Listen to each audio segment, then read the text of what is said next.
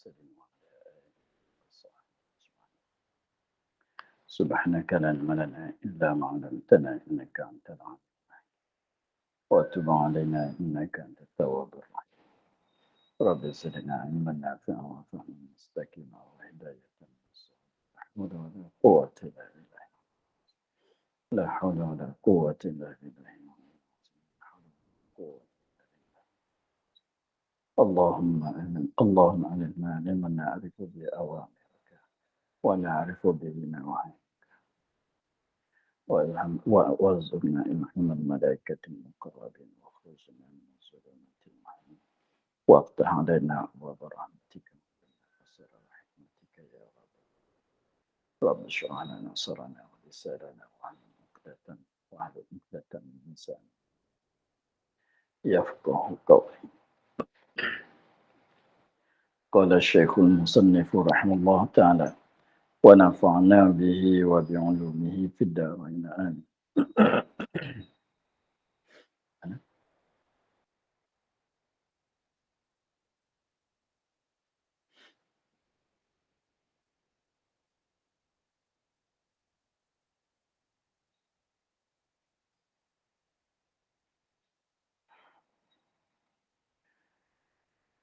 Demikian lagi mengenal barang yang mustahil.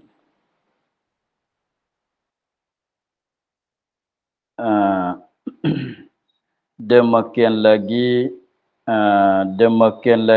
seperti wajib mengenal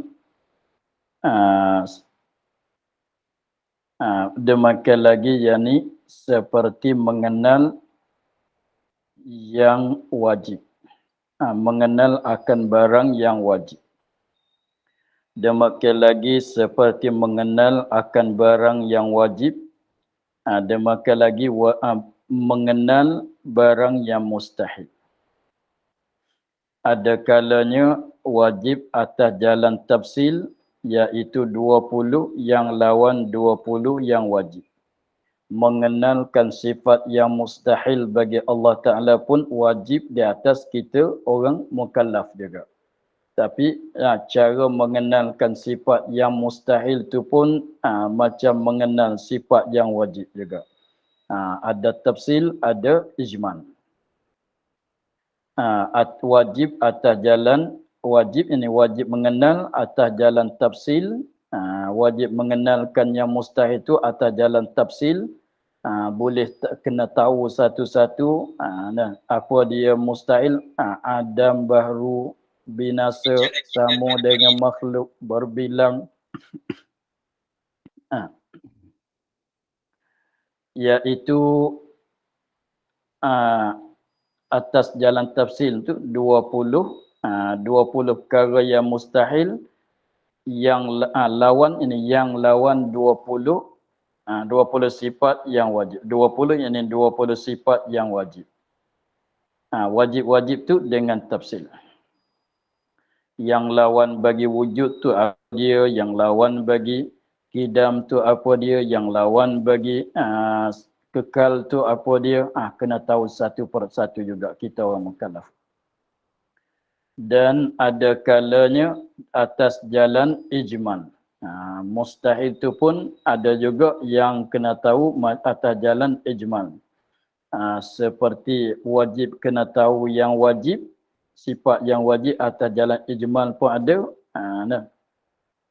Iaitu segala sifat, iaitu yang mustahil atas jalan ijmal tu segala lawan sifat kamalat.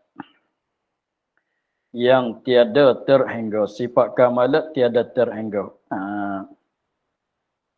Yang kita i'tikadkan segala sifat kekurangan itu mustahil atas Allah Ta'ala bersifat dengan dia dengan sifat kekurangan. Jadi begitulah. Jadi maknanya kita i'tikad bahwasanya segala perkara yang memberi faham makna kekurangan itu adalah tertegah bersifat Allah Ta'ala dengan dia. Tuhan tak bersifat dengan semua sifat kekurangan.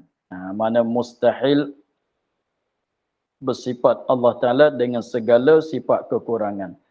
Walaupun amat banyak sekalipun. Sifat kamalat banyak tiada terhingga, yang mustahil pun banyak tiada terhingga juga. Begitulah. Faidatun. Ikhtilaf ulama pada awal-awal wajib atas mukallaf. Faidatun ikhtilaf ulama, bersalah-salahan ulama. Bersalah-salahan ulama, yakni bersalah-salahan oleh pendapat bagi ulama. Yang ulama di sini ialah ulama yang mujtahid.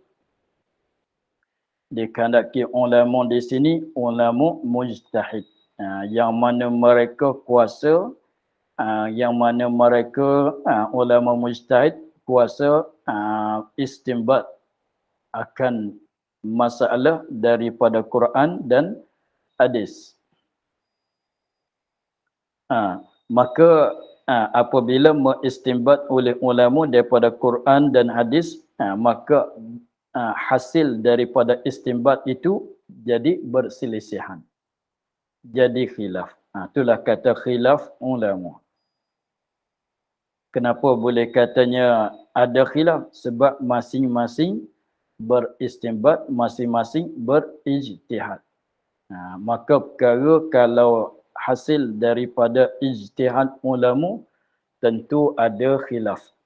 Kalau kita katanya perkara yang diijmu' oleh ulama, yang tidak ada khilaf, yang diijmu' oleh ulama, maka itu bukan hasil, pada ghalibnya bukan hasil daripada ijtihad, bahkan dah zahir daripada Quran dan hadis. Seperti wajib puasa, wajib sembahyang 5 waktu, itu bukan daripada ijtihad ulama.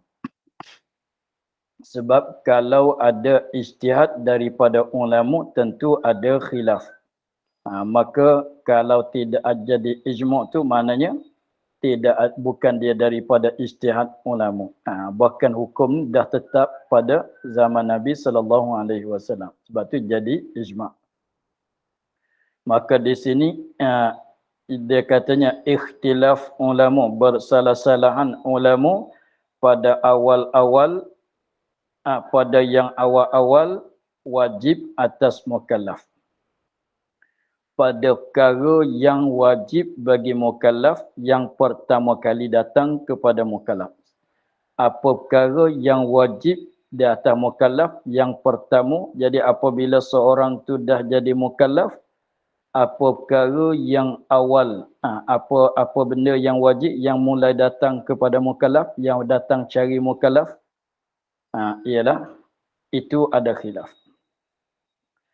Bermula kaum yang dipilih oleh muhakkikun, ni kita nak kena faham. Jadi dia katanya khilaf ulama yang mujtahid. Khilaf ulama, yakni ulama yang mujtahid. Biasanya ulama yang mujtahid tu orang peringkat awal-awal. Ulama peringkat awal-awal itu kebanyakannya ulama yang mujtahid. Maka ulama peringkat awal-awal mereka berijtihad beristinbat daripada Quran dan hadis. Keluarlah orang ni kata begini, orang ni seorang ni kata begini, orang ni kata begini. Maka datang oleh orang kemudian, datang oleh ulama yang kemudian, ulama kemudian dia tidak ijtihad. Bahkan dia pilih tengok kataan ulama-ulama yang sebelum pada dia, yang mana kuat dalilnya, yang mana tidak kuat dalilnya. Macam dalam fiqh kita lah, dalam mazhab Syafi'i, yang mujtahid kita dalam mazhab Syafi'i, untuk nak bagi faham di sini, bandingnya kalau di dalam fiqh dalam mazhab kita Syafi'i, Siapa yang mengijtihadkan hukum daripada Quran dan hadis, siapa yang mengistinbat mengeluarkan hukum daripada Quran dan hadis, ialah Imam Syafi'i dan juganya ashab bagi Imam Syafi'i. Imam Syafi'i dan ashab bagi Imam Syafi'i. Semuanya Imam Syafi'i itu dikatakan mujtahid mutlak. Ashab dia seperti Muzani, seperti Buaiti dan ramai lagi lah, itu dikatakan ashab bagi Imam Syafi'i. Maka ashab dia tu dikatakan orang berperingkat mujtahid muqayyad.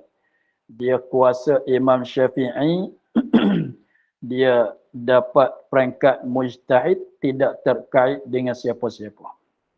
Sendiri.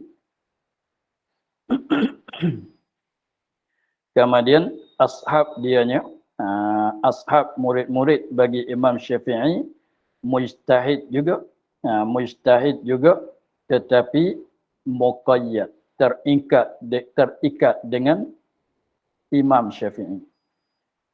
Dengan maknanya mereka pun seperti Muzani, seperti Buaiti, mereka pun dapat peringkat mujtahid juga, tetapi bukan sendiri, bukan terkait dengan Imam Syafi'i. Itu dikatakan mujtahid muqayyad.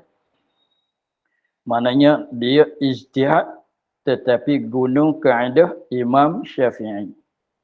Adapun Imam Syafi'i dia ijtihad dengan tidak guna kaedah-kaedah daripada siapa, hanya dia sendiri mewujudkan kaedah.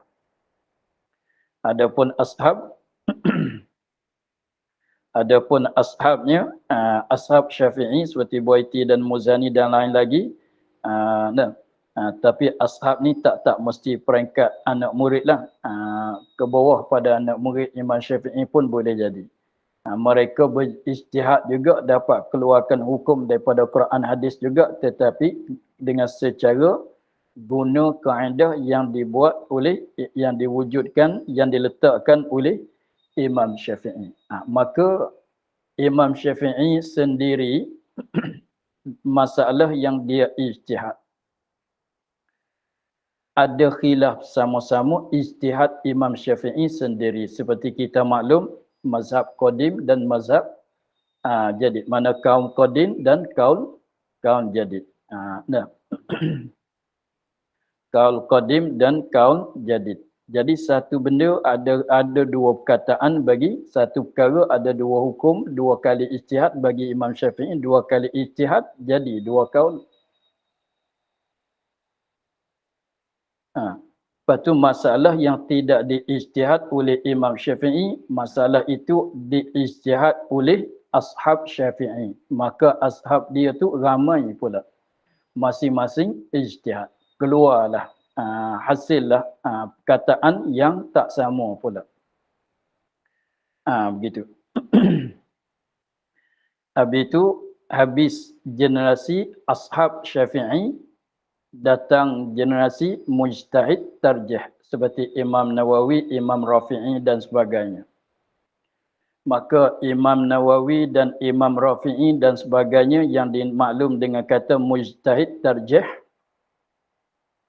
dimaklum dengan katanya panggil mujtahid tarjih, maknanya Imam Nawawi dan Imam Rafi'i orang yang peringkat sama dengan keduanya ialah cumanya kita yang masyhurnya Imam Nawawi dan Imam Rafi'i, tapi yang sebenarnya ramai lagi. Cumanya kita sebut Imam Nawawi, Imam Rafi'i itu yang termasyhur. Maka datang Imam Nawawi, datang Imam Rafi'i, maka Imam Nawawi dan Imam Rafi'i yang peringkat mujtahid tarjih ini, dia pilih akan kaul-kaul yang bagi ulama yang dahulu. Maknanya ada dua kaul bagi satu masalah ni, ada dua kaul bagi Imam Syafi'i. Maka Imam Nawawi lah pilih katanya yang ni rajah, yang ni marjuh. Yang ni kuat, yang ni tidak kuat. Yang ni asah, yang ni tidak asah.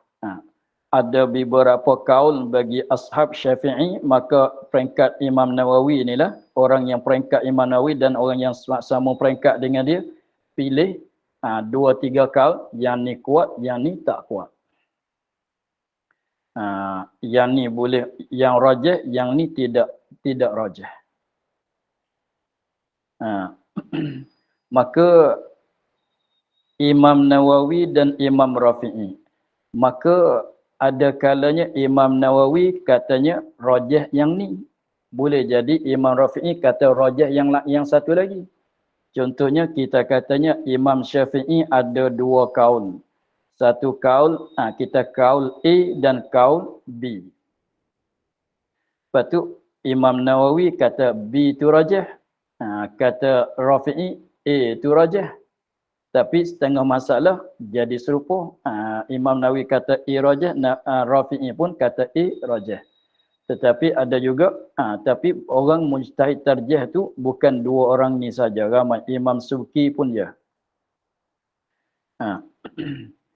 Maka kalau apabila ada 2 kaulnya begitu, jadi kita kata Imam Rafi'i dia tarjih kata yang rajahnya kaul A. Imam Nawawi katanya rajahnya ialah B. Habis peringkat Imam Nawawi. Dah habis peringkat mujtahid tarjih. Maka datang ulama yang kemudian seperti Syekh Ibn Hajar, Syekh Ar-Ramli dan sebagainya, dan orang seperingkat dengan mereka, maka sebab jadi khilaf Ramli dan Ibn Hajar, tengok boleh jadi kita kata Ibn Hajar pilih yang ditarjih oleh Imam Nawawi. Ramli pilih yang ditarjih oleh Imam Rafi'i. Begitu. Lepas tu Imam Nawawi sendiri pun dia mujtahid dalam kitab ni, dia kata rajah gini dalam masalah yang sama. Kitab lain kata rajah yang lain. Maka Ramli dan Syekh Ramli dan Ibn Hajar nak ikut yang mana. Itulah. Jadi sebab tu jadi muqallid saja Syekh Ibn Hajar dan Syekh Ramli muqallid. Ikut Nawawi, ikut Rafi'i. Begitu. Maka nak cerita katanya di sini tu bahwasanya ulama yang dahulu mereka berijtihad, maka ulama yang kemudian ni dia memilih nak ikut yang mana. Memilih nak ikut yang mana. Daripada kaul-kaul yang ijtihad oleh ulama yang dahulu. Itu sebab tu dia kata sini, maka bermula kaul yang dipilih oleh ulama, oleh muhakkikun. Jadi dalam beberapa kaul tu kaul yang dipilih oleh pilih untuk berpegang dengan dia. Bermula kaul yang dipilih oleh muhakkikun bahwasanya awal-awal yang wajib itu ma'rifah. Kaul yang dipilih ulama muhakkikin, awal-awal perkara yang wajib dikerjakan oleh orang mukallaf ialah ma'rifah. Apa maknanya? Yani yang pertama-tama fardu atas manusia, yani manusia yang mukallaf. Atas manusia, yani manusia yang mukallaf. Itu ma'rifatullah dan ma'rifah segala rasulnya.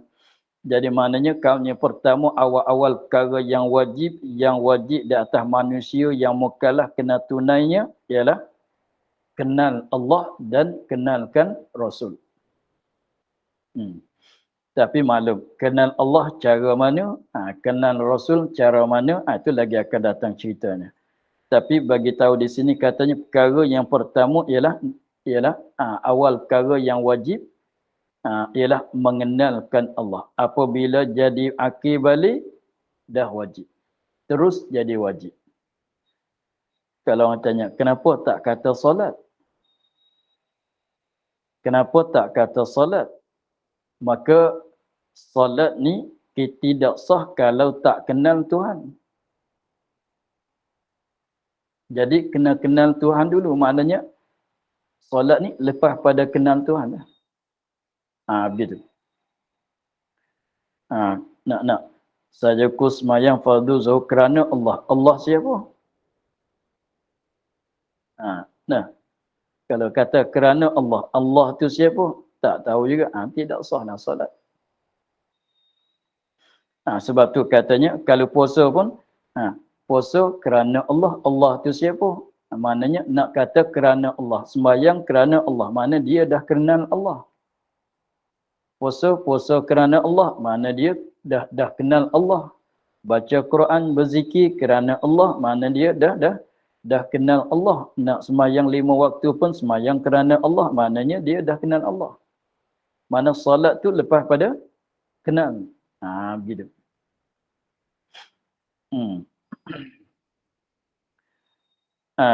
Tetapi dikandaki kenal di sini wajib kenal Allah. Kita maklum bahasanya kenal ini, tahu ini ialah pemberian daripada Allah. Bukan perkara yang diusaha oleh, bukan perkara yang boleh diusaha oleh hamba, bukan perkara yang makdur bagi hamba. Kita tak boleh makrifah kita tak boleh nak buat. Hanya yang kita boleh buatnya usaha untuk nak memakrifahkan.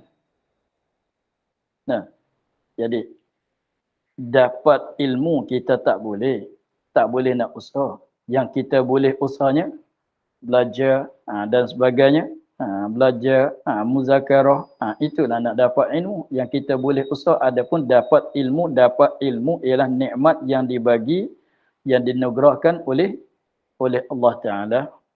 Kita tak boleh usaha. Yang kita boleh usahanya usaha belajar, usaha memikir, begitu. Maka wajib di atas kita orang mukallaf memakrifahkan Allah. Maknanya wajib atas kita orang mukallaf usaha untuk memakrifahkan. Maknanya begitu. Usaha untuk memakrifahkan. Makrifah tu tapi dengan secara majazi katanya wajib makrifah. Tapi sebenarnya bukan. Kalau solat tu kita boleh usaha sebab solat tu apa dia? Takbir, niat, berdiri, baca Fatihah. Cuba bilang rukun solat. Niat. Kita boleh usaha buat ke tidak niat? Boleh. Takbir boleh usaha kata ke tidak takbir? Boleh. Berdiri boleh kita usaha berdiri ke tidak? Jawabnya boleh. Begitu. Tetapi makrifah benda luar daripada usahaan kita. Tetapi yang di dalam usahaan kitanya ialah apa dia? Belajar dan sebagainya. Jadi maknanya wajib di atas orang mukallaf mengenal, yakni usaha untuk mengenal. Jadi tempat wajib di mana? Di usaha. Tempat wajib di usaha. Apabila usaha Allah bagi mengenal. Begitu. Sebab tu kalau kita tengok di matan di awal-awal, di matan awal-awal tu katanya i'lam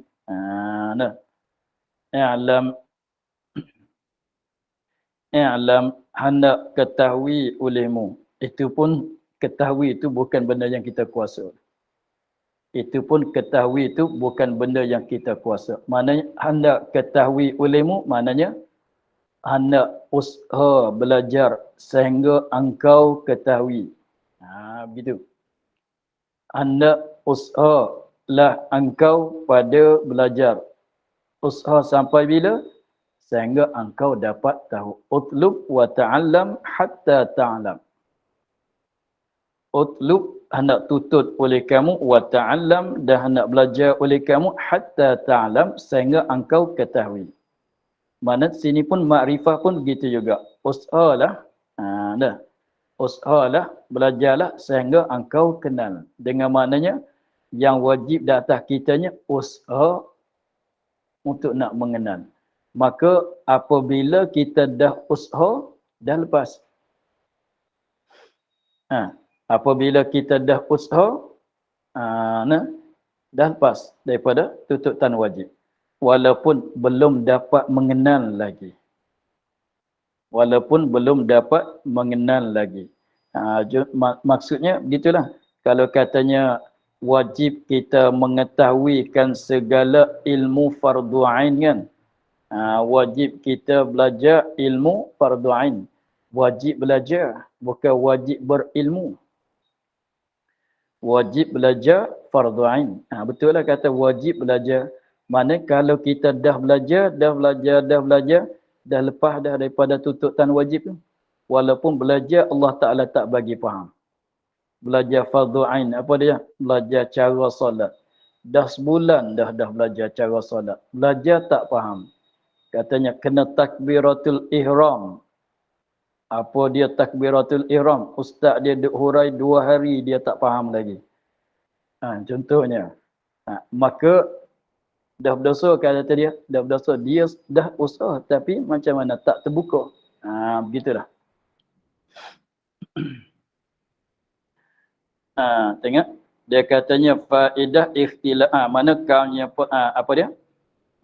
Yakni pertama-tama fardu atas manusia itu makrifah Allah, mengenal Allah dan makrifah segala rasul. Maknanya mesti kita kena usaha untuk nak mengenalkan Allah. Wajib kita usaha untuk nak mengenalkan rasul. Dah. Habis apabila kami pertamanya katanya begitu, mengenalkan Allah, mengenalkan Rasul, perkara yang wajib yang pertama di atas manusia yang mukallaf, kata Ibnul Qayyim, wajib atas ibu dan bapa. Wajib di atas ibu dan bapa bahawa adalah awal-awal barang yang diperdengarkan akan anak-anaknya itu ma'rifatullah dan tauhid akan Allah, dengan bahawa diajarkan kanak-kanak itu apabila berakal ia akan barang yang wajib bagi Allah dan barang yang mustahil atasnya dan barang yang harus padanya. Kata Ibn Qayyim, dia katanya wajib atas ibu bapa, wajib di atas kedua. Ada ibu, wajib atas ibu. Ada bapa, wajib atas bapa. Ada kedua, wajib di atas kedua-dua. Masalah mengajar akan anak dia untuk nak kenal benda ni. Adapun bab merentah akan harta kanak-kanak itu tertentu dengan bapa saja. Wali, kalau sebut kata wali, ialah bapa, ibu tak masuk dalam wali. Tetapi dalam bab ni melengkapi ibu dan bapa. Kata Ibn Qayyim, dan wajib atas ibu dan bapa bahawa adalah awal-awal barang yang diperdengarkan. Mana awal-awal barang yang diperdengarkan, mana kita nak ajar dia, bagi dia dengar. Memanglah nak ajar kena bagi dia dengar kan.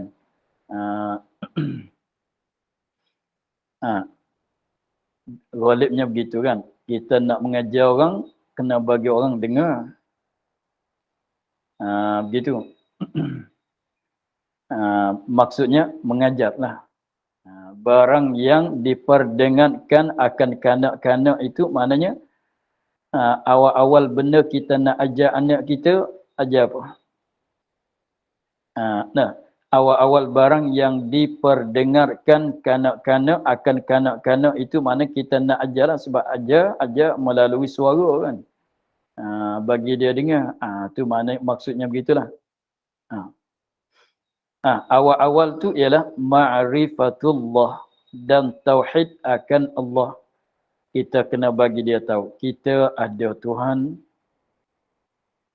Kita ada Tuhan, Tuhan kita sedia, Tuhan kita kekal, Tuhan kita tak sama dengan makhluk. Tanam gitu dalam hati dia. Dan tauhid akan Allah. Mana i'tikad bahasanya Allah itu Tuhan yang satu. Kita bagi dia i'tikad walaupun dia belum mukallaf. Kita tanam siap-siap, nanti dia mukallaf tak sibuklah dengan benda ni. Dan bahawasa diajar akan kanak-kanak itu apabila berakal ia. Dan bahawa diajarkan kanak-kanak itu apabila berakal ia. Jadi apabila dia boleh faham. Apabila dia boleh faham benda yang kita ajar. Walaupun dia mukallaf ni berakal dan balik kan. Nah, lepas tu kanak-kanak yang belum balik berakal ke tidak? Berakal. Tengok setengah orang tu periksa dapat nombor 1. Boleh faham, kalau tidak tak boleh nak belajar sekolah pula. Apabila berakal, ya maknanya apabila dia tu dapat faham. Kita tengoklah anak kita tu bila dia nak dapat faham benda kita nak cerita pada dia tu. Nah, kalau kita nak bagi tahu katanya Allah ada, Tuhan kita satu, bukan 2, 3, agak katanya dia boleh faham benda yang kita ajar pada dia. Kena ajar. Walaupun dia tak sampai umur lagi, tapi akal dia dah ada. Apabila berakal ia ia kanak-kanak. Diajar akan barang yang wajib bagi Allah dan barang yang mustahil atasnya dan barang yang harus padanya. Wajib dia kena ajar. Kalau dia tak ada masa, dia tak boleh nak ajar sendiri, wajib dia gajikan orang lain. Dia hantarkan anak dia belajar di mana-mana tempat yang ada ajarkan benda ini. Kat sekolah, kat mana. Begitu. Tapi sekarang tu alhamdulillah ibu bapa tak kalut sangat. Sebab dah ada dia ajarkan benda-benda ini. Kalau tak ada, kena ajar sendiri. Kalau tidak ada tempat lain, boleh dia ajarkan, tidak ada orang nak gaji, nak makan gaji, nak ajar anak dia. Contohnya itu sekolah pun tidak ada, mana-mana pun tidak ada tempat mengajar, kena ajar sendiri.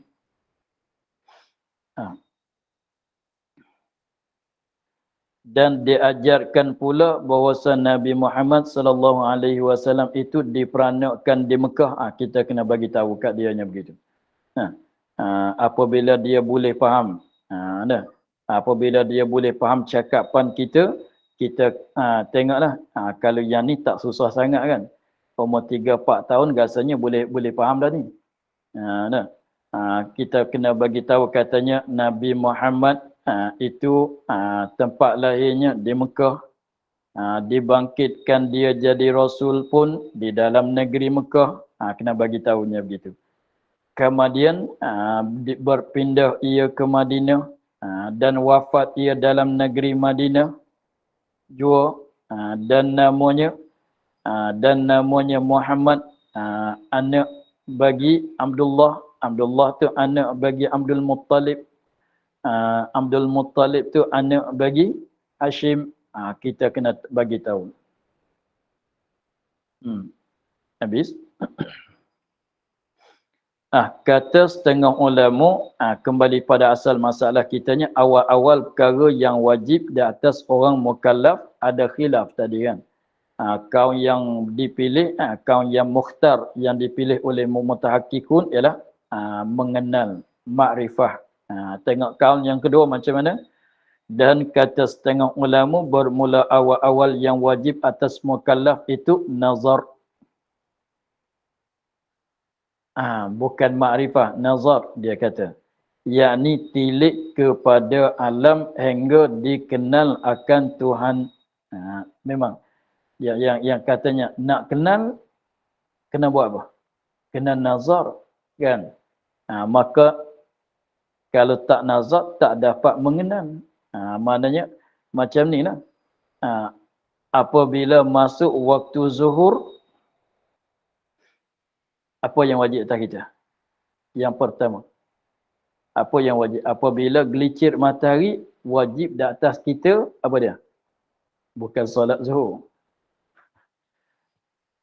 Bukan kata solat zuhur tak wajib. Bukan solat zuhur datang awal-awal apa? Ambil wuduk, tutup aurat. Begitu barulah solat kan. Bukan kata memanglah, tapi kita cakap itulah apabila gelincir matahari wajib atas kita solat zuhur. Tapi kalau kiranya bukan wajib terus, bukan terus wajib solat zuhur, maknanya belum solat tu ada lagi, kan? Belum solat tu ada lagi yang wajib, bukan terus wajib zuhur. Gitu kan? Bukan terus solat. Kalau baju kotor kena najis, kena basuh, kena salin pakai baju lain. Kalau tak ada wuduk kena begitu. Kena tutup aurat, kena menyuci pakaian, kena menyuci daripada hadas. Begitu. Tapi cara kita cakapnya, kalau nak cakap betul-betul apabila gelincir matahari, awal-awal benda yang wajib kita kena tunai apa dia? Buat kesiapan untuk zuhur. Kan? Lepas sudah buat kesiapan, apa dia kesiapan? Ambil wuduk. Kalau tak ada wuduk, kalau pakaian tu dah kotor, kena najis, kena tukar pakai yang lain. Katalah tak tahu kiblat arah mana, cari kiblat dulu. Begitu. Kalau masuk zuhur, kita dah tutup aurat, wuduk dah ada, kiblat dah tahu, bolehlah terus solat. Tapi kalau masuk zuhur, kita tak tahu kiblat di sini, kita baru datang. Kiblat di sini sebelah mana? Arah mana? Kena cari kiblat dulu. Pakaian yang kita pakai kena najis, kena salin pakai lain. Kita tak ada wuduk, kena ambil wuduk dulu. Maka soalannya begitulah di sini. Katanya awal-awal tu bukan dia mengenal, nazar, fikir, tilik, kaji, yakni tilik dengan akal, tilik dengan mata hati, tilik dengan akal, tilik dengan mata hati, bukan tengok dengan mata. Tilik kepada alam hingga dikenal akan Tuhan. Maknanya begitu. Jenis kenal tu memanglah dia ni ya kira jadi halusi, macam kita katanya wajib kena tutup aurat, belum pada wajib solat kan. Begitu. Hingga dikenal Tuhan yang menjadi, memanglah kalau tak fikir tilik, tak belajar, macam mana nak kenal.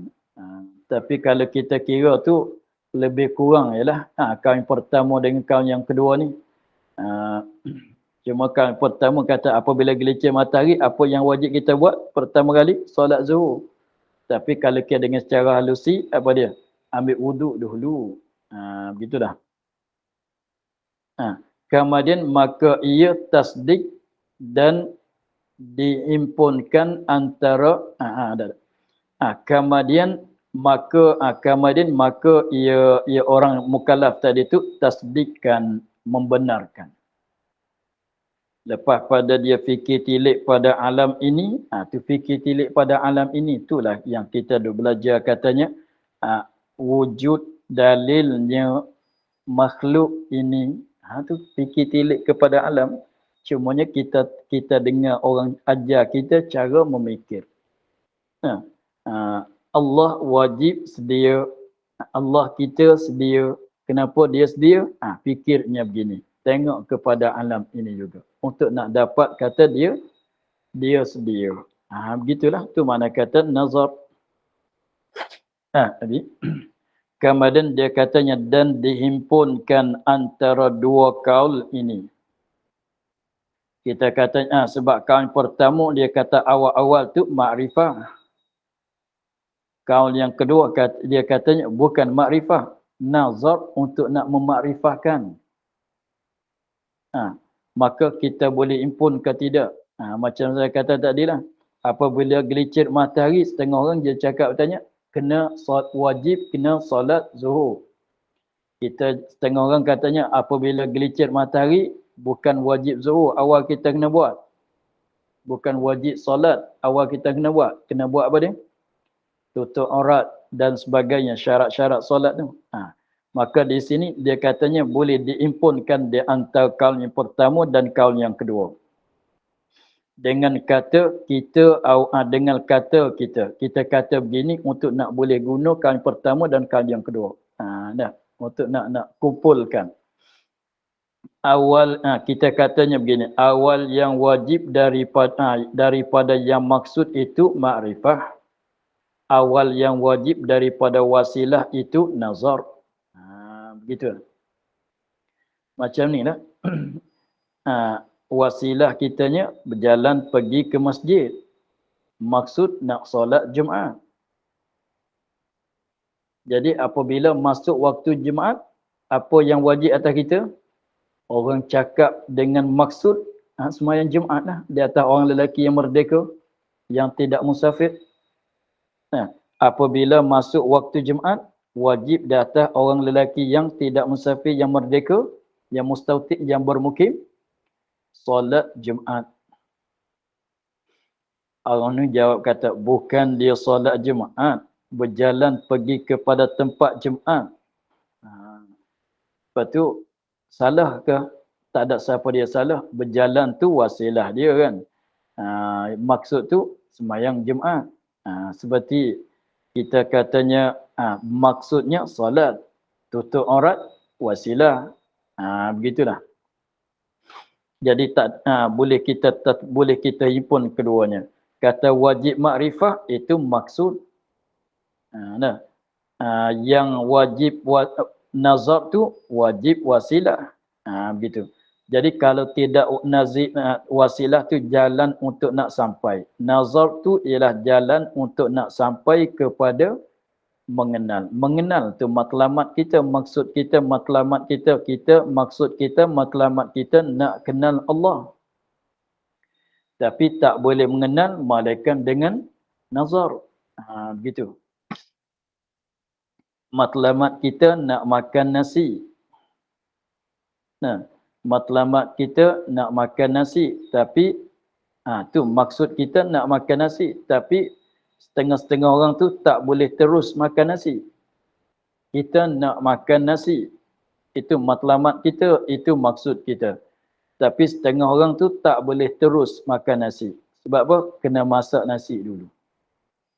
Masak nasi tu wasilah bagi makan nasi. Lepas tu setengah orang nak masak nasi tu tak boleh. Kena pergi beli beras dulu. Wasilah dia semua. Nak beli beras tak boleh. Mesti kena keluar daripada rumah. Keluar rumah tu wasilah bagi nak makan nasi. Begitulah. Jalan untuk nak sampai kepada maksud dikatakan wasilah. Wasilah tu matlamat kita. Begitu. Dan makna wasilah itu jalan yang menyampaikan kepada maksud. Jalan mana perkara, jalan dikarenakan jalan tu bukan tembok tu. Maknanya jalan, maknanya perbuatan-perbuatan yang boleh bawa kita sampai kepada maksud. Kepada benda yang kita tuju, kepada matlamat kita. Tengok kita kata maksud, maksud kitanya ialah makan nasi. Nak boleh ke makan nasi kena buat apa? Apa yang kita kena buat untuk nak dapat makan nasi? Untuk nak tunaikan, untuk nak habis kelaparan, nak kena makan nasi. Itu jadi matlamat, maksud bagi orang laparnya ialah makan nasi.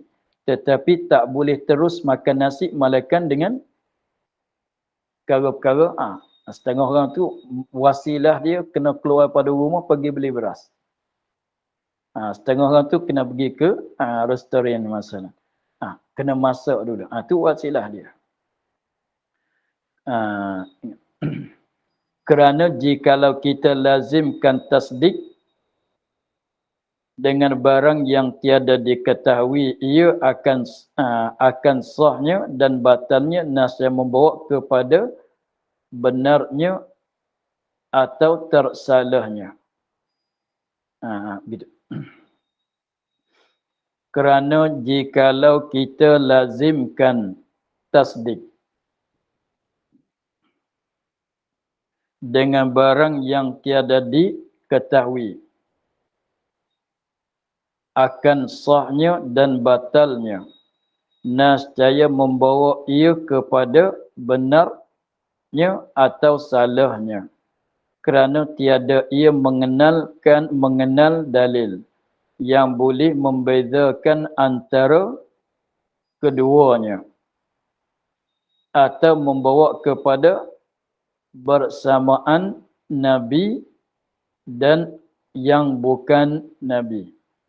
Kerana tiada dalil boleh membezakan antara keduanya dengan sebab tiada nazar yang sahih. Ini kembali kepada asal kitanya. Jadi maknanya tak dapat tidak dia katanya wajib wasilah tu wajib wasilah ialah nazar, wajib maksud ialah ma'rifah. Jadi kalau kira-kiranya kedua-dua tu adalah wajib kedua-dua. Seperti berjalan pergi ke masjid dengan solat Jumaat adalah wajib. Solat Jumaat wajib maksud. Berjalan tu wajib wasilah. Nah, lil wasail hukmul maqasid. Lil wasail sabit bagi wasail tu wasilah tu hukum maqasid. Jadi maqasid apa hukum, wasilah dia hukum gitu. Solat Jumaat wajib, berjalan pergi kepada tempat solat Jumaat adalah wajib. Makrifah tu wajib, nazar wasilah pun wajib. Begitulah. Tutup aurat tu wajib bagi orang yang berada, beli pakaian pun wajib. Ambil wuduk tu wajib, mengadakan air itu pun wajib juga. Kena beli kalau kena beli. Begitulah. Maka untuk hari ini kita akhir di situ dulu. Kerana jikalau. Tapi ingat katanya kerana jikalau ni ilat bagi wajib nazar.